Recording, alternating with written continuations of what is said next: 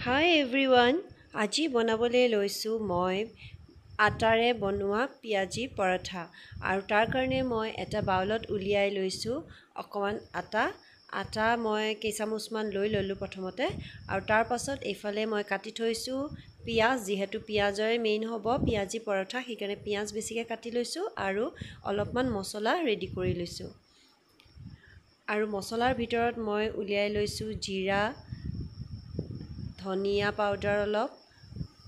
আৰু অকণমান জালুকৰ গুড়ি আৰু এতিয়া ইয়াত মই দি দিছোঁ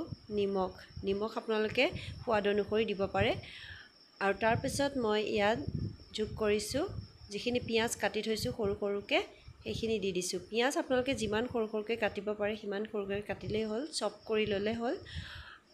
আৰু এতিয়া মই ইয়াত গোটেই মছলাখিনি অলপ অলপকৈ যোগ কৰি দিছোঁ আৰু ইয়াতে অকণমান গৰম মছলাও দি দিব পাৰে এইটো অপচনেল হয় নিদিলেও কোনো কথা নাই আৰু এই গোটেইখিনি মিশ্ৰণ ভালদৰে সানি লৈ ইয়াত পানী এড কৰিলেই হ'ল পানী জোখমতে দিলেই হ'ল যাতে বস্তুখিনি ধুনীয়াকৈ মিক্স হয় আৰু বহুত বেছি পনীয়াও নহয় যাতে আৰু এনেকুৱা এটা কনসিষ্টেন্সি থকালৈকে ৰাখি দিব আৰু ধুনীয়াকৈ যাতে মিক্স হৈ যায় সেইটো ভালদৰে মন কৰিলে হ'ল এতিয়া এখন টেৱা গৰম হ'বলৈ দি ললোঁ টেৱাখন গৰম কৰি তাত মই অলপ মিঠাতেল দি দিলোঁ আপোনালোকে যিকোনো তেল ইউজ কৰিব পাৰে ৰিফাইনো ইউজ কৰিব পাৰে আৰু মিঠাতেলো বা ইউজ কৰিব পাৰে কিন্তু মই মিঠাতেল দিয়ে যিহেতু আমি বেছিভাগ খাওঁ আৰু এতিয়া মিঠাতেলত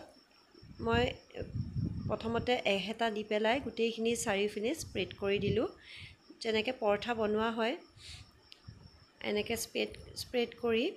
বস্তুখিনি ধুনীয়াকৈ সিজিবলৈ দি দিয়া হ'ল আপোনালোকে ঢাকোন মাৰিও অলপ দিব পাৰে কিন্তু মই ঢাকোন নমৰাকৈ ধুনীয়াকৈ সিজি গৈছে আৰু লুটিয়াই দিলোঁ ধুনীয়াকৈ দুই পিনে সিজা হোৱাৰ পাছত লাহেকৈ নমাই দিলে হ'ল এনেকৈ মই কেইখনমান পিয়াজি পৰঠা বনাই ল'লোঁ আৰু ৰাতিপুৱাৰ মৰ্ণিং ব্ৰেকফাষ্টত গ্ৰহণ কৰি ল'লোঁ খাবলৈ বহুত বেছি টেষ্ট হয় আপোনালোকে এবাৰ বনাই খাই চাবচোন আৰু নিশ্চয় কমেণ্ট কৰি এবাৰ জনাব আৰু আজিলৈ আহিছোঁ বাই বাই